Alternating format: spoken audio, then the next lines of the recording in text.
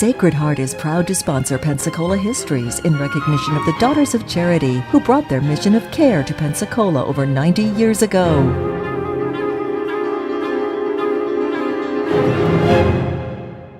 Hello and welcome to our continuing series of stories about Pensacola, North America's first place city. And in this episode, we're continuing the story of what I call life on the farm here in Escambia County. And in episode number 1, we talked about how the early farmers here, particularly in the American period, had to literally cut their way out of the forest to clear land for the planting of crops, how they began to associate, of course, part of the farm work with domestic animals, and then, of course, how the family itself had to broaden their scope. They had to do virtually everything that you can think of, from the standpoint of chores and taking care of the land, taking care of the animals, and all of the things that they did. We talked a little bit too last time about some of the things that the homemaker had to put up with, and how life was in her kitchen, and how it was with the children as they did chores. And I'd like to pick up the story again right about that same time, because we want to look at what the family home was like on the whole. Now, bear in mind, the building itself was very, very primitive. It was made of basically cut timber, lumber from local mills. If they were lucky, it had a wooden floor. It had a fireplace or two. And basically, this was it. There was no running water. The idea of utilities, of course, they did not exist yet in the farm community.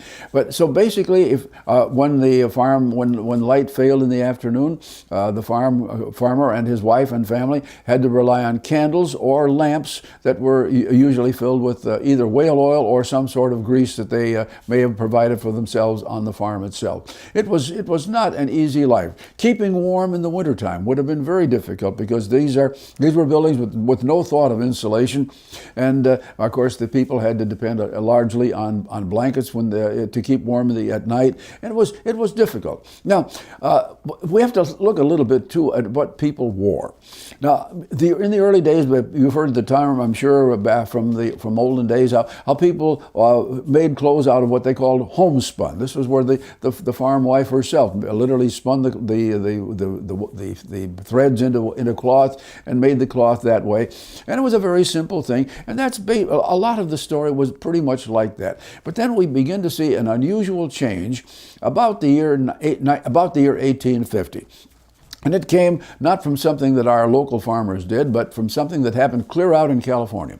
Because about this time, the great gold rush was taking place in California itself. And one of the men who went out there determined to make his fortune that way was a man named Levi Strauss.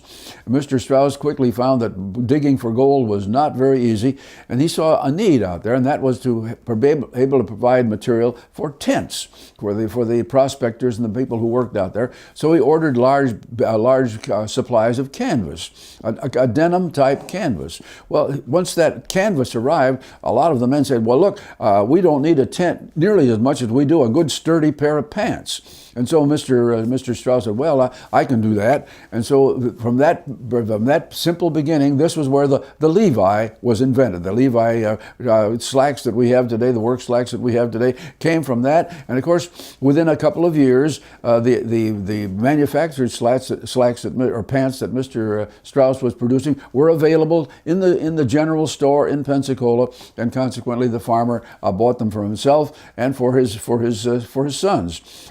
The wives didn't go into Levi's as the young ladies do today. That would come for them considerably later. And now, of course, for the farmer himself, the design of the clothes of that type that he wore changed radically in the middle of the 1880s, when a man in Oshkosh, Wisconsin, said, well, now the slacks part, the denim slacks part are fine, but it would be much better if we had something that literally could cover the upper body and the front, where I would be able to put pencils and tools and things like this. And consequently, what became known as the overall came into being, produced in Oshkosh, and the idea of the Oshkosh Bagash overalls That was a product of the 80s, and we're still, farm people and others are still using them today.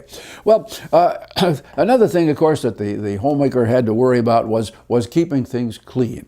Now, bear in mind, this is long before there was the washing machine of the type that we would think about in the 21st century, or even the early part of the 20th century. The farm family did its washing basically in large tubs where the water was heated over an open fire, and of course by then it was possible to buy a wash board, and this made washing of the clothes a regular Monday chore and not a very pleasant one. And I can't tell you how often the clothes were washed. I guess would have been a story from family to family. But of course, once they were washed, the homemaker had and her children put up what they called clothes poles and strung a line between them, and that the clothes were hung out to dry, and that basically would.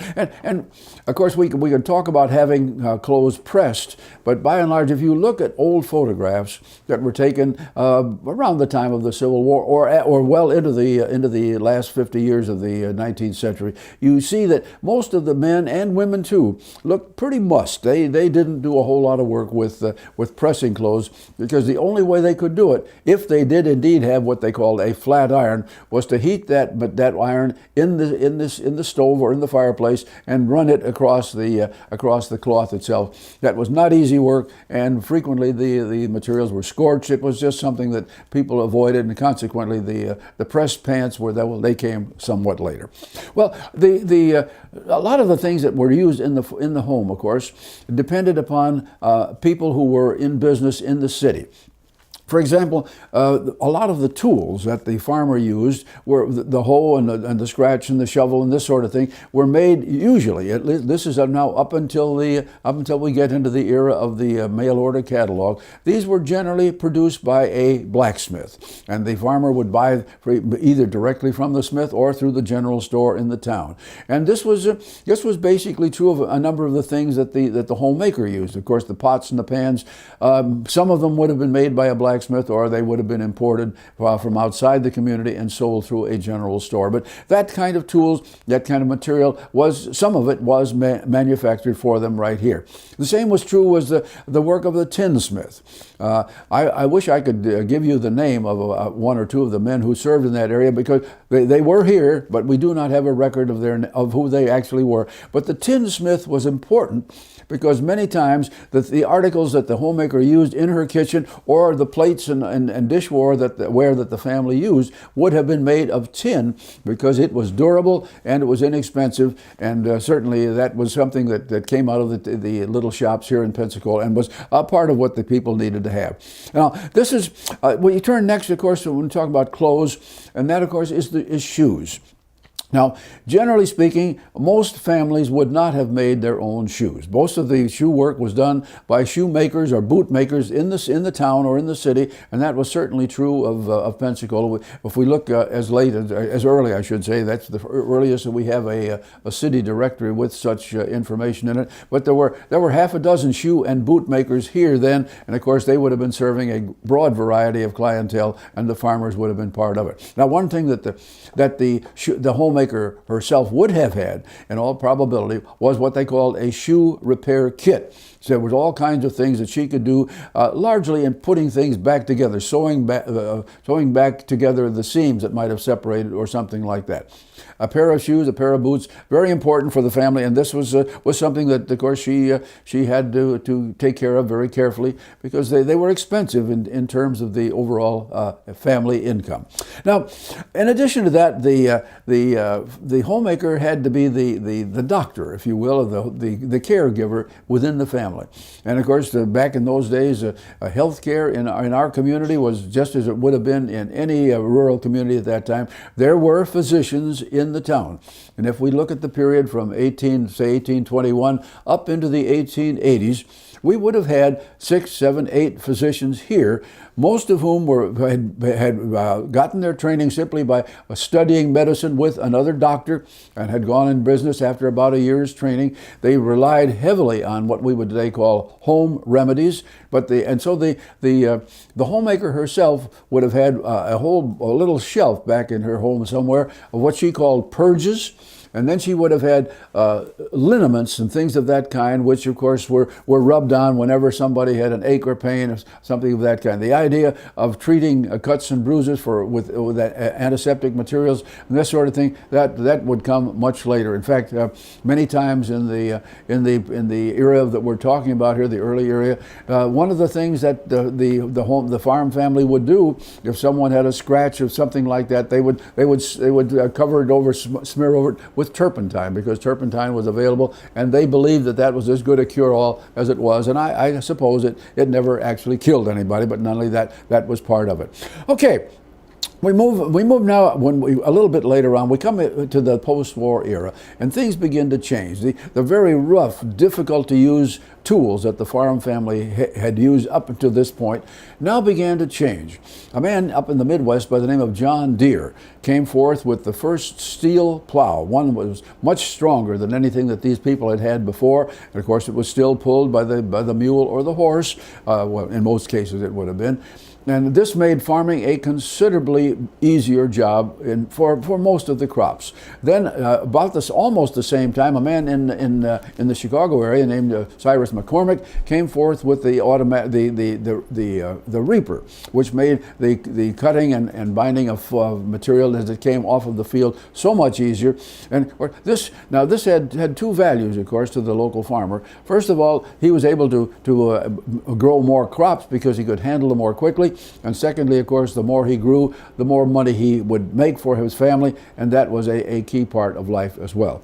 Now we move into the early part of the 1890s, and now something begins to change that affected everyone, not just the farmer, but affected people in the city as well. Because by now, the United States government had recognized that it was important to make it possible for these folks living out in rural areas to get the mail easily. Prior to this time, of course, to get mail or to send it, the farmer and his wife had to go into town, go to the post office to general delivery, make their deposit of the mail to go out or pick up anything that might have been left for them. But now they could put a box out on the road in front of their house, and the mailman would come and deliver. Now, one of the first things that happened, of course, in our last time we mentioned the delivery of seeds that were produced and sold by the Burpee Company. That was one big addition that was so helpful to the farm family. But now, first of all, a man by the name of Montgomery Ward, and then the partnership of Sears and Roebuck began producing what we would call their annual or semi-annual catalogs. And those catalogs started out about so thick, then suddenly ballooned up to hundreds of pages. They would come usually twice a year. And this was the source of ideas for the farm family. Now, many people later on referred to the catalogs as their wish list, and in a sense that was true. But now, what the Sears Roebuck catalog did in particular was to offer a huge variety of ideas of materials and products that would never have been sold in a local general store or made available by the blacksmith or the tinsmith. It was there on paper, and they could write an order. Not only was it a blessing in that sense, but Sears Roebuck guaranteed the products that they sold. And of course, when that guarantee made the product very, very attractive to the farmer. And so beginning in the 1890s, we begin to see all sorts of new things that begin to appear on the farmer's shelves in his home. And one of the first ones that we would mention is it was now possible to buy a windmill.